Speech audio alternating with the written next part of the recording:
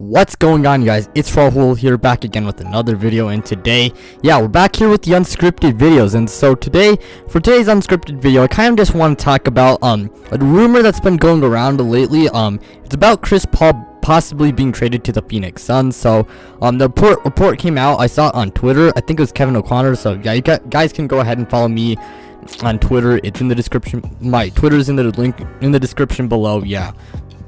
Anyway, sorry about that, but going back to the video, of course, I'm just going to be talking about Chris Paul possibly being traded to the Phoenix Suns. So, of course, you guys know what to do. If you guys enjoyed today's video, please click the like button, as it really helps out the channel. Subscribe to the channel if you guys are new, as I'm trying to reach 100 subscribers. It would be greatly appreciated if we could reach that goal.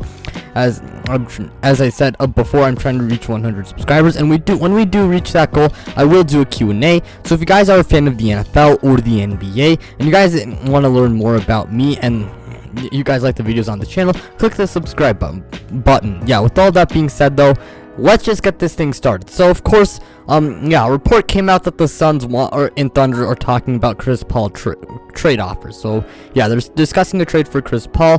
And first off, I want to get this out of the way. Why would the Suns even do this? So, of course, the Suns this year, they were better than people expected, especially compared to like previous years before, they were a laughing stock before, they were one of the laughing stocks of the NBA. But I mean, this year they were pretty respectable. Of course, they got Devin Booker, who was an all-star this year. I mean, finally he was an all-star. I mean, the guy was deserving of his selection, but because the Suns were a bad team and various other reasons I won't really go into, but yeah, Devin Booker is an all-star level player and is by far their best player. And I mean, before they failed to kind of like surround him with the right talent, but this year they had a solid roster. Ricky Rubio, who people were pretty skeptical of before when they did pick him up. I mean, he was pretty good for them. He's a solid finisher at the rim. He can pass the ball. He's very good at passing. Passing is easily his biggest strength. He's solid defensively, and he's also solid from three. He's a very solid all-around point guard. Well, aside from mid-range shooting, since the guy is horrible for mid-range. But then you got Devin Booker, who's a good, nice scorer, shooter, playmaker. Then he's obviously their best player on the team.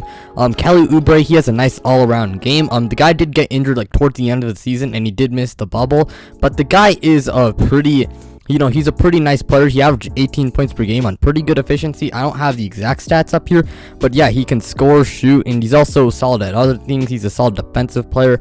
He can also rebound and pass, I guess. Mikal Bridges, he's a very nice 3-and-D player. I don't think the guy will be an all-star, but I do think the guy can be a pretty good role player, and he'll be just a nice, I guess you could say Robert Covington type player. The guy's really good defensively, and the guy's also a pretty good 3-point shooter. DeAndre Ayton, I mean, he's one of the most underrated players in the NBA. I feel like a lot of people don't talk about him when they talk about the Phoenix Suns. I mean, I feel like the Suns definitely could have been better if DeAndre Ayton didn't get suspended 25 games. But DeAndre Ayton, he's a very good player. He can do traditional stuff, and the guy's a nice solid all-around big. The guy's even started to shoot threes. I think if he can maybe increase his attempts like 3 to 4 and maybe hit like 33 to 35 or 36% of them, that would be very nice for the Suns. The guy's also solid defensively. I think if he can develop his defensive game, that would be very nice. And if the guy can be a pretty good scorer, that would also be very nice for the team too, as they get another scoring option next to Devin Booker. Looking at his the depth too, Javon Carter. Yeah, it's Javon Carter. He's a pretty nice defensive guard. So what's it? Yeah, Aaron Baines. He's a very good backup center. But of course, this Suns roster, it's solid. I mean, I was rambling about the Suns roster for a few minutes, but anyways, the Suns they went on an 8-0 run in the bubble, and unfortunately for them, they still didn't make the playoffs. But I mean, now there was actually a report that someone on like the Bill Simmons podcast said that Devin Booker wants out of Phoenix. Now I'm not sure if that's true or not, but I mean, I think Phoenix, the reason why they're doing this is because, okay, we're starting to go in the right direction. We nearly made the playoffs, and this Western Conference is stacked, and I think we might want to get another like bona fide win now star to take us to the next level and make us for sure playoff team, because Phoenix right now, at the moment, they are basically in contention for the playoffs. Not a for sure playoff team, but I think if Chris Paul went to Phoenix, he would for sure be in. He would for sure be the Phoenix for sure would be a playoff team. Yeah, that's how I'm gonna put it. Of course, but man, alright, why would Oklahoma City do this? Obviously, they were pretty good this year, and Chris Paul was a huge reason why, but, I mean, they gotta continue their rebuild, and I think at one point they gotta let go of Chris Paul, and it's probably gonna be this year, but yeah, I think that culture will stay around, and he had a great impact. So, if you ask me, Phoenix should definitely eye Chris Paul, because, I mean, first off, the guy can provide you a lot on the court as a nice playmaker, passer, shooter, scorer, and he's also a really good veteran leader, and he can help bring a good culture to this team. Now, if I'm not wrong, I think Monty Williams used to coach Chris Paul, and yeah, they had a pretty good relationship, and I think Monty Williams is already building a nice culture there, and if Chris Paul comes there, that's just going to be for sure a great culture, and it's going to be good for the young players like Mikal Bridges and DeAndre Ayton, and Devin Booker, who's relatively young, not as young as like some of those guys, but he's still not that old. But of course, if you ask me, Chris Paul would be great for this team, like he would for almost any team. Now, what could a trade look like between Phoenix and OKC? I mean, really, it's kind of how do I put it? It's kind of gonna be something like Kelly Oubre, Ricky Rubio, and then some draft picks. Now, that's obviously gonna be losing Kelly Oubre would be a bad loss, because well, it would be a big loss. So yeah, I mean, of course, losing Kelly Oubre would hurt, but of course Chris Paul would really help them a lot, because I think it would definitely be worth it getting Chris Paul and giving up Kelly Oubre, because Chris Paul, you know, he can help Devin Booker take off the ball handling load. I mean, Ricky Rubio definitely did that, except now you're getting a guy who can do that at like a much higher level, and you know, an all-star level player too. So of course that gives the Suns a bona fide second star, since DeAndre Ayton is like becoming one. But yeah, you know, a starting five of something like Chris Paul, Devin Booker, Mikal Bridges, and I mean Cam Johnson, I guess, and DeAndre Ayton would not be a bad lineup at all. If you ask me, how good would the Suns, like the assets the Suns have, like how good would it be to OKC?